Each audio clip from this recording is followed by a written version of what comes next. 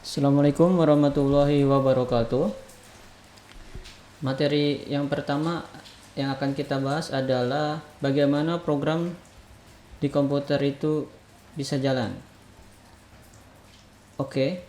Nah, untuk Windows, format itu bisa jalan bila file tersebut itu berbentuk portable executable ini PE. Oke. Tidak usah mengerti, yang jelas ini adalah format tujuan kita. Sedangkan untuk distro Linux, suatu program bisa jalan bila berformat ELF ini. Sedangkan untuk Mac, suatu program bisa jalan bila formatnya itu Mac O. Nah, untuk Android sendiri, karena Android itu sebenarnya adalah Linux, executable bisa berjalan bila berformat ELF. Yang tadi sebelumnya dijelaskan, jadi adalah ini format yang dapat dijalankan untuk masing-masing OS. Nah, sangat sulit untuk langsung menulis dalam bentuk format PE, ELF ataupun Mac O. Nah, format ini disebut dengan format binary. Ini namanya format binary. Kita akan sebutnya sebagai binary saja. Oke. Nah, sekarang ada untuk memudahkan kita menulis program, kita tidak langsung menulis program dalam bentuk PE, ELF, Mac O. Sebenarnya ini adalah instruksi set, program mesin, instruksi set. Nah, untuk memudahkan kita membuat program, maka ciptakanlah bahasa pemrograman yang mudah untuk kita pelajari dan implementasikan. Untuk tutorial ini, kita akan menggunakan C++. Nextnya kita akan menggunakan Java, Python, dan JavaScript. Oke. Kemudian ada bahasa pemrograman di sini. Nah, untuk kali ini kita akan menggunakan C++ sebagai contoh. Nah, bagaimana bahasa C++ ini bisa kita tulis? Nah, bahasa pemrograman C++ ini ditulis menggunakan tools yang namanya text editor. Text editor itu bermacam-macam. Sedangkan untuk bawaan Windows, text editor itu adalah Notepad. Contohnya. Oke, seperti ini. Untuk mengcoding sendiri, misalkan ini adalah sintaks C++. Kita tinggal tulis saja di sini. Ini adalah sintaks C++. Include your stream. Nanti kalian akan diajarkan maksud ini apa. Untuk sekarang, untuk pertama-tama cukup perhatikan saja. Nah, sebenarnya ini adalah text editor paling jelek karena tidak ada highlighting dan lain-lain.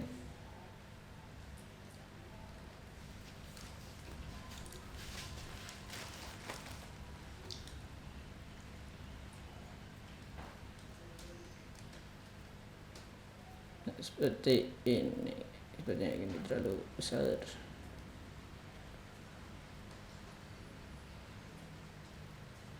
Oke, nah cukup seperti ini saja. Kita menulis code di dalam bahasa C++. Kemudian kita akan simpan untuk memudahkan kita akan membuat program dengan judul minggu 1. Dengan nama folder minggu 1. Sedangkan untuk penamaan, nah ini sebagai konvensi saja. Jadi di dunia IT ini atau di dunia komputer ini, file-file tersebut berekstensi kecuali executable di Linux dan di Mac. Semua berekstensi. Executable di Windows itu .exe. Tapi kalau kita pakai .exe ini tidak akan jalan. .exe harus berbentuk PE. Sedangkan sekarang kita masih dalam bentuk teks dalam bahasa C++. Maka kita akan namakan ini hello.cpp. Nah, ini cpp untuk menunjukkan bahwa file ini adalah file C++. Untuk Java namanya Java, untuk Python namanya Py, untuk JavaScript namanya JS. Untuk sekarang namanya C++. Oke, sekian. Dan hanya seperti itu. Inilah codingan C++, sangat mudah. Nah, setelah kita mengcoding menggunakan bahasa C++, .cpp ini hanya berupa teks biasa. Bagaimana si teks biasa ini .cpp ini menjadi .pe. Untuk sekarang kita menggunakan sistem operasi Windows. ada yang disebut dengan compiler. Di sini adalah compiler. Compiler ini bertugas untuk mentranslate si bahasa C++ sehingga dia berubah menjadi bahasa mesin yang berformat PE sehingga bisa jalan di Windows, ataupun berformat ELF ataupun berformat MacO.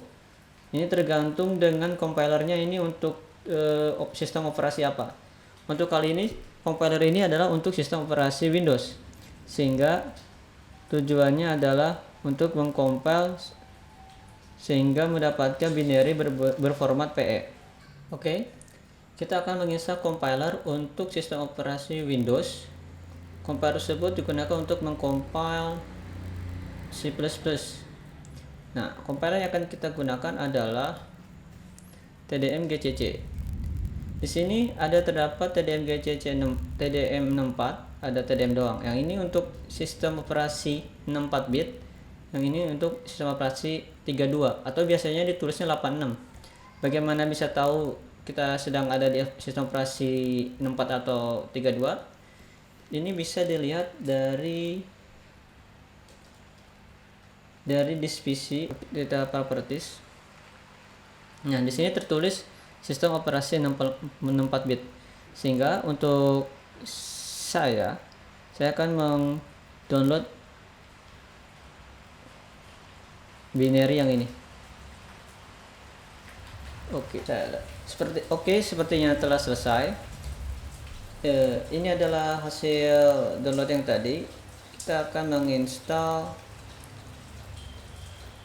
program compiler untuk C++ yaitu TDM64 GCC. Ingat 64 karena saya memakai 64 bit.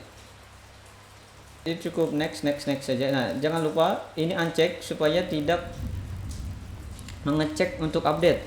Untuk laptop atau PC yang lagi tidak connect ke internet, ini akan bikin stuck. Jadi jangan lupa uncheck. Kemudian treat. Ini cukup next saja. Tidak usah dipikirkan. Kemudian kita tunggu ini sampai selesai. Oke, penginstalan telah selesai. Kita tinggal next, terus readme tidak usah, langsung finish. Seperti itu. Oke, untuk memastikan bahwa compiler GCC TDM itu telah terinstall, kita akan membuka cmd. Kemudian kita tulis g++ min version. Nah, oke, apabila sudah keluar seperti ini, maka dipastikan compiler GCC telah terinstall. Setelah compiler ini terinstall, kita akan mengcompile .cpp ini sehingga dia menjadi format PE yang dapat dijalankan di Windows. Bagaimana cara mengcompilenya? Ini adalah seperti berikut. Pertama, kita akan pergi ke posisi program kita C++ kita berada. Kita ada di desktop, terus minggu 1. Nah, seperti ini. CD, kemudian kita tulis yang minggu 1 ini. Jangan lupa pakai kutip karena itu ada spasi. Oke, kita bisa lihat kita sudah ada di situ. Nah, ini ada silo.cpp. Bagaimana cara menginstalnya? Cara mengcompilenya? Cara mengcompilenya itu dengan menulis G++, kemudian codingannya itu hello.cpp min o, yaitu output. Nama outputnya misalkan namanya grtc, kemudian enter.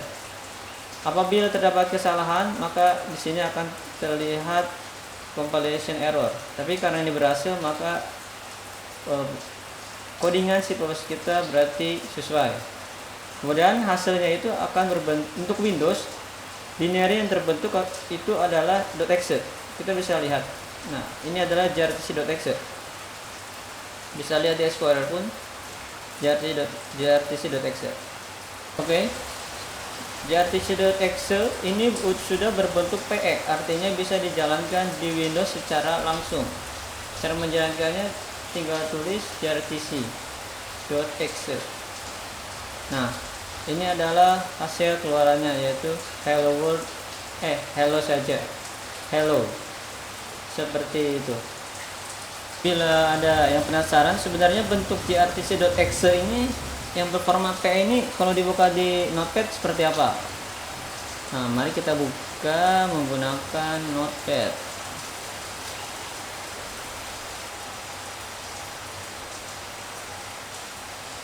Oke. Ini sangat chaos.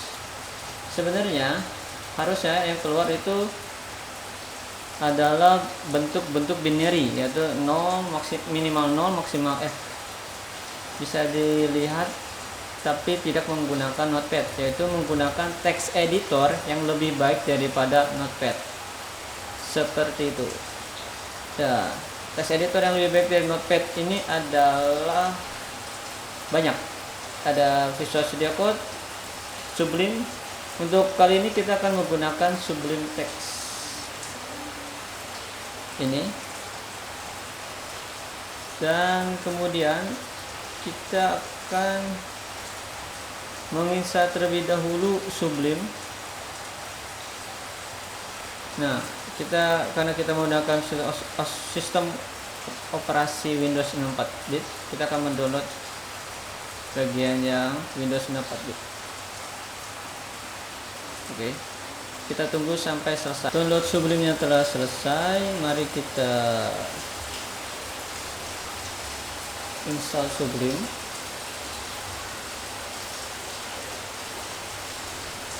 Ini adalah Sublime Text, kemudian next.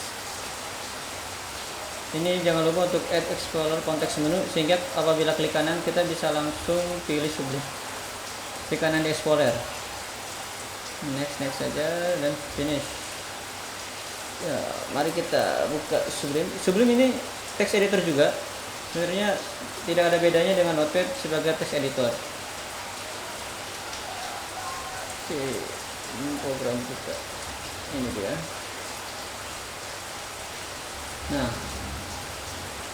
ini adalah format PE binary yang tidak mungkin kita tulis dengan tangan. Sangat tidak mungkin. Oleh karena itu kita mengcoding menggunakan bahasa pemrograman yang mudah dimengerti dan mudah diimplementasikan oleh manusia.